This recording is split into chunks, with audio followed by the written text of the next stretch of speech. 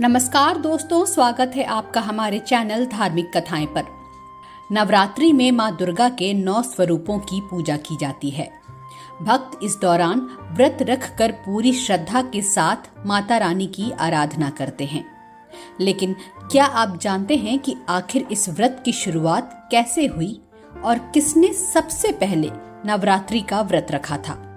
माँ दुर्गा के इस महान भक्त की कथा सुनने के लिए इस वीडियो को पूरा देखें। तो चलिए शुरू करते हैं आज का ये वीडियो। नवरात्रि में माता की पूजा अर्चना करने की परंपरा पौराणिक काल से चली आ रही है। इस व्रत को रखने की शुरुआत महान राजा प्रभु श्री राम ने की थी। वाल्मीकि रामायण के अनुसार किष्किंधा के पास ऋष्यमुख पर्वत पर लंका की चढ़ाई करने से पहले भगवान राम ने मां दुर्गा की उपासना की थी। दरअसल रावण एक ब्राह्मण था और बहुत ही विद्वान था। वो न केवल शास्त्रों का बल्कि शस्त्रों का भी प्रकांड पंडित था। इसलिए प्रभु श्री राम के लिए एक सामान्य क्षत्रिय के रूप में रावण को हराना और उसका वध करना संभव नहीं था। ब्राह्मण की हत्या से लगने वाले पाप से बचने के लिए भी श्री राम को ब्रह्मा जी के आशीर्वाद की जरूरत थी। इसलिए लंका पर चढ़ाई से पहले ब्रह्मा जी ने भगवान राम को चंडी देवी यानी माँ दुर्गा का पूजन करने की सलाह दी थी, क्योंकि माँ दुर्गा को ब्रह्मा, विष्णु और भगवान शिव तीनों की शक्ति माना जाता है। ब्रह्मा जी की सलाह पर भगवान राम ने प्रतिपदा तिथि से लेकर नवमी तक चंडी देवी की उपासना की।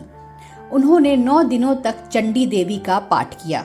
इसे दुर्गा सप्तशती भी कहा जाता है। माता चंडी को प्रसन्न करने के लिए भगवान राम ने 9 दिनों तक अन्न जल कुछ भी ग्रहण नहीं किया।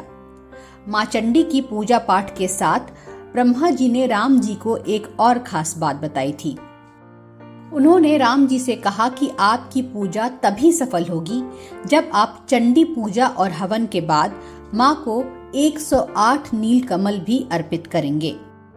ये नील कमल बहुत दुर्लभ माने जाते थे, लेकिन राम जी ने अपनी सेना की मदद से किसी तरह ये 108 नील कमल ढूंढ लिए।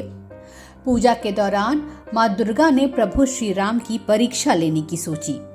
उन्होंने चुपके से एक नील कमल गायब कर दिया। पूजा के बाद जब नील कमल अर्पित करने की बारी आई तो उसमें से एक कमल कम देखकर भगवान राम दुखी हो गए। श्री राम जी को अपना 108 नील कमल अर्पित करने का संकल्प टूटता हुआ सा लगने लगा। उन्हें इस बात का भय हो गया कि एक नील कमल की कमी से कहीं देवी माँ रुष्ट न हो जाएं। तब भगवान राम को याद आया कि लोग उन्हें कमल नयन नवकंच लोचन कहते हैं, क्योंकि उनकी आंखें नील कमल की पंखुड़ियों के समान हैं। ये बात याद आते ही उन्होंने अपने संकल्प की पूर्ति के लिए अपना एक नेत्र माँ को अर्पित करने का फैसला किया। चंडी माँ को अपनी आंख अर्पित करने के लिए श्री राम ने जैसे ही तीर उठाया वैसे ही माता चंडी प्रकट हो गईं। श्री राम के हाथों का तीर नील कमल में बदल गया।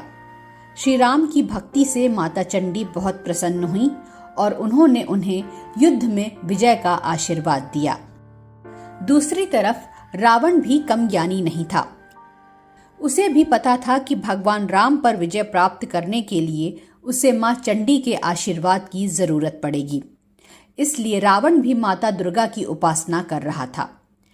विजय की कामना लिए रावण चंडी पाठ कर रहा था। तब हनुमान जी ने रावण के मंत्र जाप में बाधा डालने की योजना बनाई। उन्होंने मक्खी का रूप धरकर चंडी पाठ से कुछ मंत्रों को मिटा दिया।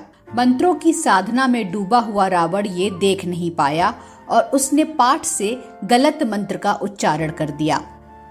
इससे मां चंडी ने क्रोधित होकर रावण को श्राप दे दिया और युद्ध में रावण का अंत हो गया। माना जाता है कि 9 दिनों तक माता दुर्गा के चंडी स्वरूप की उपासना करने के बाद ही भगवान राम को रावण पर विजय प्राप्त हुई थी। अगर आपको ये वीडियो पसंद आया हो तो इसे लाइक करें, शेयर करें और हमारे चैनल को सब्सक्राइब करना ना भूलें। धन्यवाद।